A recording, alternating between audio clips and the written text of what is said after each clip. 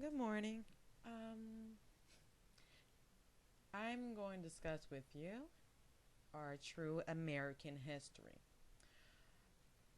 First, I wanted to say anyone who comments at the terminology I use, I have to explain it like this. A lot of people will not understand certain terms that are the correct terms. So eventually, I will be able to break down language barriers. Like if I was to speak about chakras, a very small percentage will understand what I talk about, what I speak of. But if I was to go on and talk about energy and the fluctuation with you, and you understand the word energy and understand how it fluidly flows within your body, you understand those terms. And even some don't even understand those terms, and you have to break down even to more simpler layman's terms. So I use terms that are commonly used so they can be identified with. We use terms like angels and hierarchies and God and this, that, and the third. So I use these words to allow my viewers to understand my points of view by the language they speak. Now, no, I do not have a degree in what I know.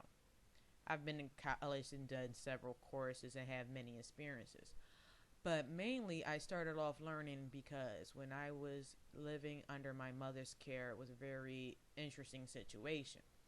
So, on 52nd Street, there was a library that I used for a place to get away from home that will allow me to be constructive with myself, get away from the neighborhood, and I utilized the ability to learn the interest in reading at a very young age.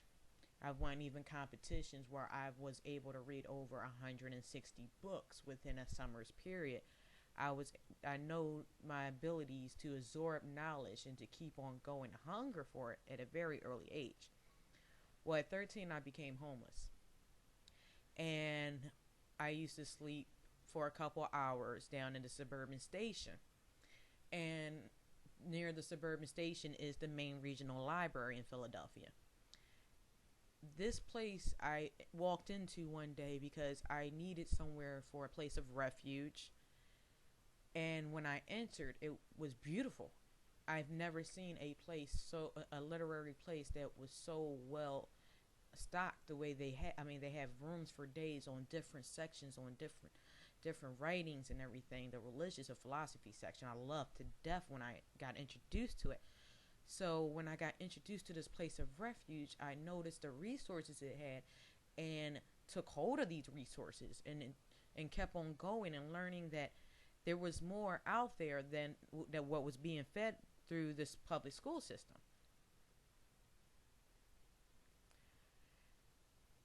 There was a lot of differences actually than what was taught in the textbooks and the interpretation our teachers were giving us. So I used these abilities to further and use my ability to, and this is a powerful ability, to ask a question and a correct question to find my answers. So the things that I speak to you about are things that I have researched in my lifetime.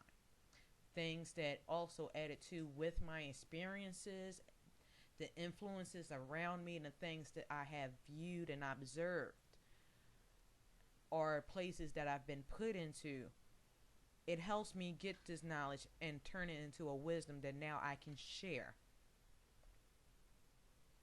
So if that explains any questions about why do I use the or speak the way I speak on these clips, or if you need a better clarification on where I get my enlightenment from, these are my sources. Now, American history has been told like this. Christopher Columbus in 1492 came over and discovered America via the Bahama Islands through the waterways of the Atlantic Ocean. And it's funny that they only speak about those who traveled across the Atlantic Ocean. They never speak about the Pacific Ocean, and I never understand why. 3,000 years ago,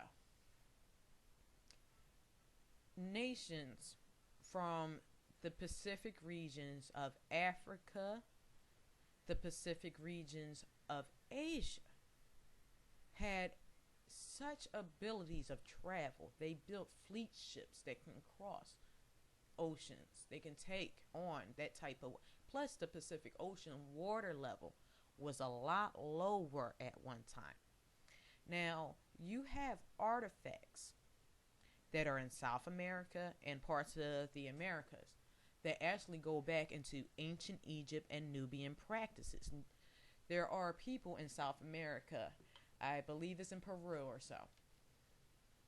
They have statues that represent these people who came from the Nubian countries of Africa and presented them with shamanism, with that type of enlightened knowledge. And they revered these people as a higher being because they knew what a higher being was and introduced them to their own higher being. You also have around the coast of Chile, they found artifacts from the Orient that date back to around 3,000 years. So way before these couple hundreds of years that the Vikings and Europeans and everything decided to learn about this land, the Asians and the Africans already communicated with the people of this side. The only thing is they communicated and not mixed. That's why it wasn't such strong descent of these other people. The only places they really mixed in was within the islands and different islands. But when it came to the Americas themselves, it wasn't as much mixture within the bloodlines because their practices also, and I know a lot of people are against Aryan practices and eugenics and things like that, but there was always a strong thing within each tradition to keep a bloodline pure, to keep your own DNA from being tampered with. So within these traditions, they did not mate because they did not want to dirty up their own bloodline. So for thousands of years, not just hundreds, but thousands of years, the people who occupied this side of the earth were introduced to different types of traditions and customs from people all around the world before the Europeans started taking and making their dynasties and their traditions and stuff in Europe. So then now we have the coming of the people of Europe. And the people of Europe were confused because they see a people of a darker complexion and they mistake them for being those of the lower Asian regions. If you ever look at Asians, they come just as well as any other race does. There's always a light and a dark in a race. Except for the pure Africans and the pure Caucasus people, the pure Aborigines, and the pure, what we consider the different Asians within the type of Asians that have their traditions around Buddhism. They follow the Tao and things in that nature. They have their light and dark, but their original true nature comes from the you see within the lightened skinned Asian culture. So you have people within each race that have a lightness and a darkness. This lightness brings you to this technological side of you. Mostly you see a technological side to the people of a lighter complexion, whereas you feel a deep-rooted earthly force within people with darker complected. That powerful chemical melanin is a powerful thing that bonds you with this element of the earth. That's why the sun protrudes and make different chemicals and different reactions, and your metabolism keeps on going. So when you have these people now affiliating with each other,